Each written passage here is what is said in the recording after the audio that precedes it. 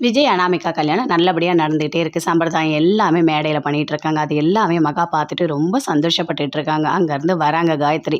வந்த உடனே அப்படியே கத்துறாங்க. "இங்க பாரு மகா, எத்தன நாள் நெனச்சுட்டு இருந்தீங்க, என் குடும்பத்துக்கு துரோகம் பண்ணணும்னு சொல்லிட்டு" அப்படின்னு காயத்ரி பயங்கர கோவமா கத்துறாங்க. "அத்தை, சின்னத்த என்ன அத்தை சொல்றீங்க? எனக்கு எதுவுமே புரியல" அப்படின்னு மகா சொல்றாங்க. "உனக்கா ஒண்ணுமே புரியல? எல்லாம் குடும்பத்தோட பிளான் பண்ணி தான் பண்ணியிருக்கீங்க" அப்படின்னு சொல்றாங்க காயத்ரி.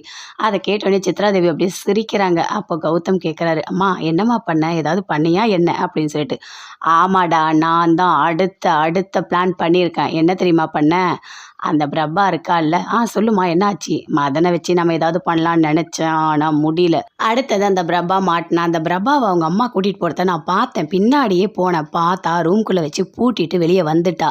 அப்புறம் நான் யோசிச்சேன், கண்டிப்பா அந்த பிரபா கிட்ட ஏதோ ஒரு விஷயம் இருக்குன்னு சொல்லிட்டு இன்னொருத்தர கூப்பிட்டு இன்னொரு ரூம் சாவி இருக்கான்னு கேட்டு ஓப்பன் பண்ணி உள்ள போனா, அந்த பிரபா ஒளறிக்கிட்டு இருக்கா. "எனக்கு உன்னை ரொம்ப பிடிக்கும் விஜய். உன்னை பார்த்ததுலேருந்தே எனக்கு ரொம்ப பிடிக்கும். ஆனா நீ என் மனசுல இருக்கன்னு நான் தெரிஞ்சுக்க ரொம்ப டைம் எடுத்தது. நீ செய்கிற ஒவ்வொரு வேலையும் எனக்கு பிடிக்கும் தெரியுமா? நீ என்ன நிறைய வேலை செய்ய சொல்லுவ. அதுவும் எனக்கு பிடிக்கும். உனக்கு கல்யாணம்னும் போது என்னால் தாங்க முடியல விஜய். விஜய், நீ அனாமிகாவை லவ் பண்ணுறன்னும் போது என்னால் தாங்க முடியல. மனசு வலிக்குது விஜய்." வேணாம் வேணாம் வேணாம், இதெல்லாம் நான் சொல்லக்கூடாது. உனக்கு கல்யாணம் இல்லை அப்படின்னு சொல்லிட்டு பிரபா அப்படியே உளர்றாங்க. உளறது எல்லாமே அப்படியே வீடியோவாக எடுத்துக்கிட்டாங்க சித்ராதேவி. எடுத்துக்கிட்டு, "என்ன பிரபா, என்ன உளர்ற?" "ஆமாம், எனக்கு விஜய் ரொம்ப பிடிக்கும். வீட்டை அம்மா பூட்டிட்டு போயிட்டாங்க. வெளியே என்னால் போக முடியாது" அப்படின்னு பிரபா சொல்கிறாங்க. "ஏன் போக முடியாது? நான் டோரை ஓப்பன் பண்ணி தான் உள்ளே வந்தேன். வா, நான் உன்னை கூட்டிகிட்டு போட்டா வெளியே வரியா?" அப்படின்னு சொல்லிட்டு சித்ராதேவி அப்படியே பிரபா வெளியே கூட்டிகிட்டு போய் விடுறாங்க. அவளை வெளியே விட்டவனே அந்த வீடியோவை எடுத்துகிட்டு போயிட்டு காயத்ரி கிட்ட, "நான் தான் கொடுத்தேன் பாரு" அப்படின்னு சொல்லிட்டு. "பாத்தியா, உன் குடும்பத்தில் 3வது மருமகளாக வரத்துக்கு அந்த பிரபா ரெடியாக இருக்கா" அப்படின்னு சொல்லிட்டு அந்த வீடியோவை போட்டு காட்டினேன்.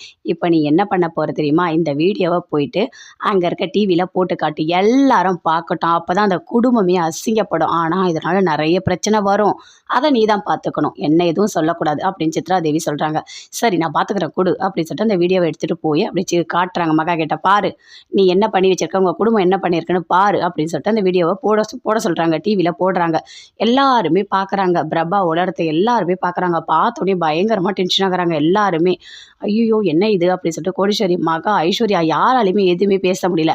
குடும்பமா இது? எல்லாரும் ஏமாத்துற குடும்பம். 3வது மருமகளா வரப்போறியா? ஓ, விஜய் அனாமிகா கல்யாணத்தை நிறுத்துறதுக்காக தான் நீ வந்திருக்கியா?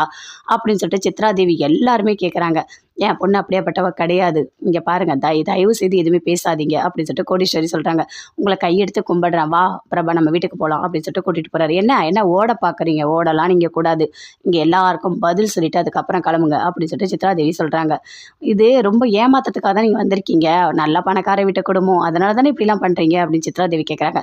"இதுக்கு மேலே என் குடும்பத்தை பற்றி ஒரு வார்த்தை கூட நீங்கள் தப்பாக பேசக்கூடாது" அப்படின்னு மகா பயங்கரமாக கத்துறாங்க.